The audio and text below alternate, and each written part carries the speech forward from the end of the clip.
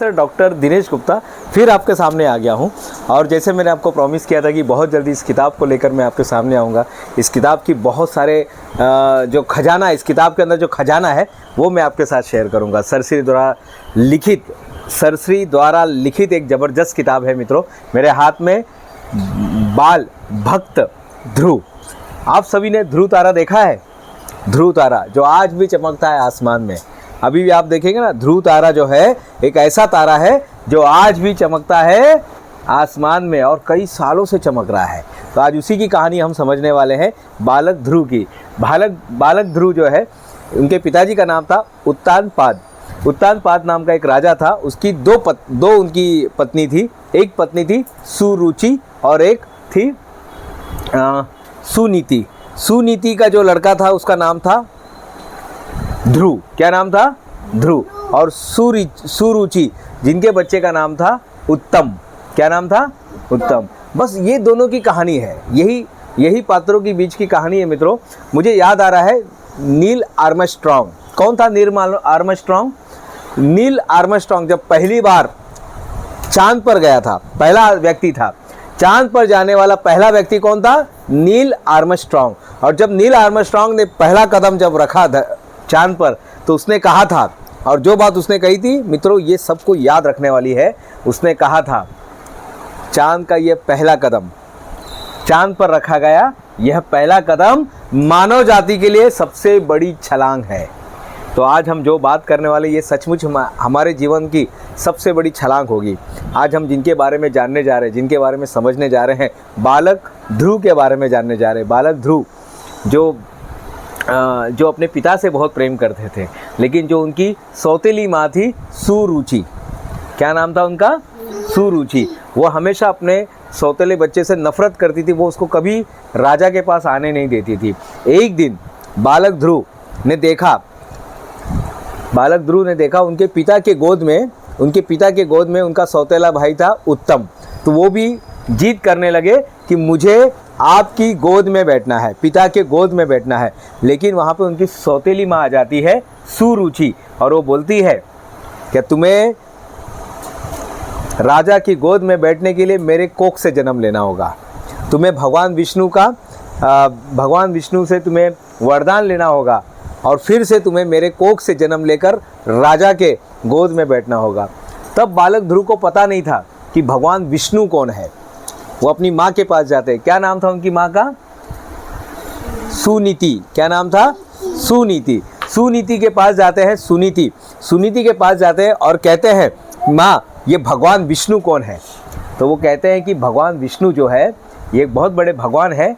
और बोले कैसे, तुम्हें कैसे पता चला? बोले मैं जा रहा था पिता की गोद में बैठने के लिए, मुझे माँ ने वहाँ से हटा दिया और बोले कि तुम्हें भगवान विष्णु से तुम्हें वरदान लेना होगा और मेरी कोख में आके जन्म लेना होगा, तब तुम बैठ सकते हो। तब वो बताते हैं कि तब वो माँ ने थोड़ा सा कहा, माँ ने कहा कि बेटा तुम ज़रूर विष्णु भगवान से मिल सकते हो, लेकिन अब तुम्हें ज़रूरत नहीं है उसकी। लेकिन बेटा बोलता नहीं माँ, अब मुझे उसकी ज़रूरत है।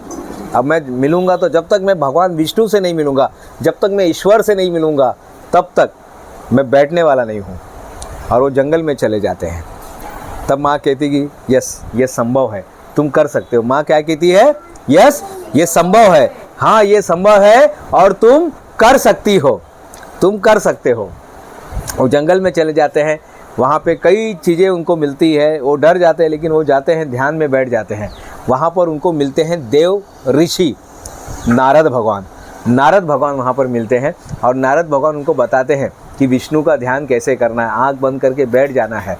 आँख बंद करके बैठिए, देखिए भगवान तुमसे मिलने ज़रूर आएंगे। और वो बैठ जाते हैं वहाँ पर और भगवान विष्णु की ध्यान में लग जाते हैं। और ये बात इंद्र को पता चलता है, क्योंकि वो इतने ध्यान में बैठ जाते हैं। उनको लगता है अब ये लड़का जो है ईश्वर को पा के रहेगा। अगर ये ईश्वर को पा लिया तो मेरा इंद्र भगवान क्या बोलते हैं, मेरा सारा का सारा राज चला जाएगा। तो वो क्या करते हैं, वहाँ पे कुछ राक्षस को बेचते हैं। जानवर को बेचते हैं, कुछ वहाँ पर अप्सराएं को बेचते हैं, कुछ ऐसे उनके माँ का जो प्रतिरूप बना के किसी को भेजते हैं। और वो अलग अलग लोग वहाँ पर आते हैं उसके ध्यान में भंग भरने के लिए।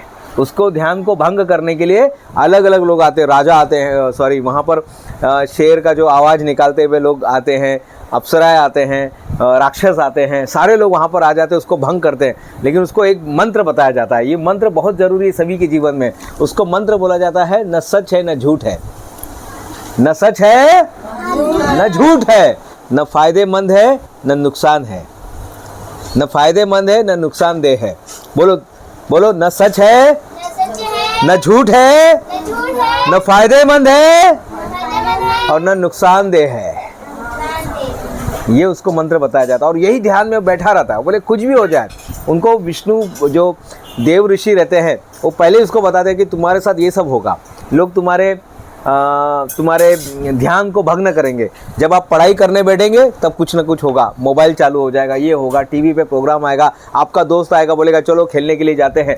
आप जब भी अच्छा काम करने जाएंगे तब कुछ ना कुछ आपके साथ निगेटिव होगा, तब कुछ ना कुछ आपके साथ निगेटिव होगा। और यही निगेटिव से बचने के लिए, यही निगेटिव से बचने के लिए इसको मंत्र देते हैं, न सच है न झूठ है, न फायदेमंद है और न नुकसानदेह है। बस ये उसको मंत्र देते हैं, वो ध्यान में बैठ जाते हैं। इसी बीच में उसके पिता आते हैं, पिता आते बोले बेटा हम लोग से गलती हो गई, आप आ जाओ मेरे गोद में बैठना। बोलते नहीं पापा, अब तो मैं बैठूंगा डायरेक्ट भगवान की ही गोद में, अब मैं बैठूंगा तो डायरेक्ट भगवान विष्णु भगवान की ही गोद में बैठूंगा, अब मैं आने वाला नहीं हूँ। जब तक मुझे विष्णु भगवान नहीं मिलेंगे तब तक मैं नहीं आऊँगा।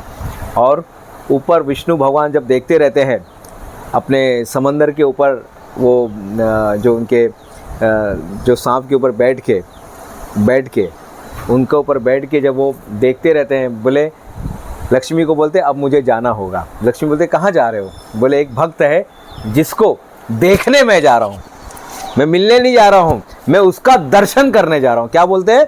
मैं उस भक्त का दर्शन करने जा रहा हूँ। जनरली क्या होता है, जनरली क्या होता है मित्रों, जनरली ये होता है मित्रों कि भक्त जो है भगवान का दर्शन करते हैं। लेकिन पहली बार ऐसा हुआ कि बालक ध्रुव का दर्शन करने के लिए समंदर में से कौन आए मिलने के लिए? भगवान विष्णु आए। भगवान विष्णु उनको मिलने के लिए आते हैं, उनका दर्शन करने के लिए आते हैं। और वो दर्शन करते हैं, पहले आवाज़ देते हैं, उनको लगा फिर वही है, न सच है न झूठ है, न फायदेमंद है न नुकसानदेह है। उसको लगता है ये कोई झूठ है। फिर उसको आवाज़ लगाते हैं, उसको बोलते हैं कि ये सच है, मैं सचमुच में तुम्हारा दर्शन करने के लिए आया हूँ, मैं कुछ तुमको नुकसान पहुँचाने नहीं आया हूँ। और भगवान उनको दर्शन देते हैं, यानी भक्त भगवान का दर्शन कर रहा है और भगवान भक्त का दर्शन कर रहे हैं। पहली बार ऐसा हुआ। और जब ये हो रहा था तब भगवान उसको बोलते अब मैंने तुमको दर्शन दिया है, बताओ क्या चाहिए? बोले मुझे आपकी गोद में जगह चाहिए। बोले चलो दे दिया, तुम्हें वो जगह मिलेगा आसमान के अंदर, ध्रुव तारा बन के तुम हमेशा चमकोगे। आसमान में तुम ध्रुव तारा बन के, आसमान में तुम ध्रुव तारा बन के, तारा तो बहुत सारे हैं लेकिन आसमान में तुम ध्रुव तारा बनकर चमकोगे। ये तुमको मैं आशीर्वाद देता हूँ और तुम हमेशा इस मानव जाति पर, बोले ये आशीर्वाद भगवान को भी नहीं मिला है, ये आशीर्वाद भगवान को भी नहीं मिला है, देवता को भी नहीं मिला, किसी को नहीं मिला आज तक। पहली बार एक बच्चे को मिला, पहली बार एक 12-13 साल के बच्चे को मिला और वो हमेशा आसमान में चमकता है आज भी।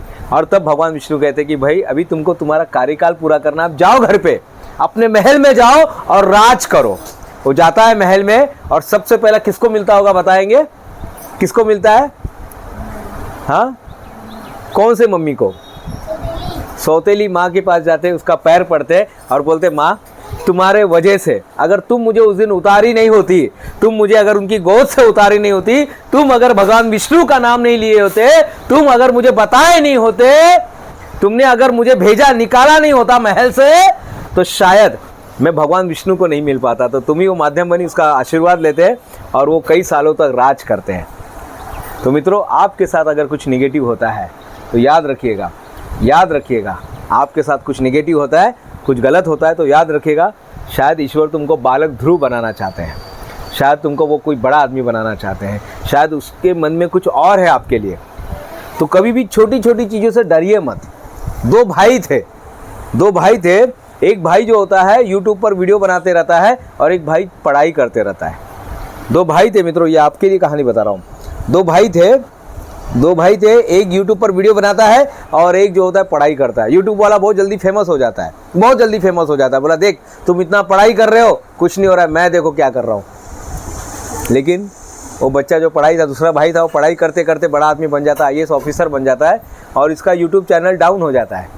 यूट्यूब चैनल कोई देखने नहीं लगता, वो फेमस की जगह डी फेमस होने लगा, वो प्रसिद्ध की जगह कुप्रसिद्ध होने लगा। तो मित्रों ये चीज़ है, ये कहानी है। जो सच है, जो सच है वो सच है। और एक कहानी से हमें यही सीख मिलती है कि आपके साथ अगर कुछ बुरा होता है, आपके साथ अगर कुछ बुरा होता है तो उसको आप सकारात्मक लीजिएगा। आपके साथ कुछ बुरा होता है तो उसको सकारात्मक लेना है। और कोई आपको बोलता है आप ये नहीं कर सकते, वो नहीं कर सकते, हर इंसान सब कुछ कर सकता है। और तीसरी महत्वपूर्ण बात, न सच है, न झूठ है, न फ़ायदेमंद है और ना ही नुकसानदेह है। तो इस कहानी को ज़रूर पढ़िएगा मित्रों, सरश्री द्वारा लिखित।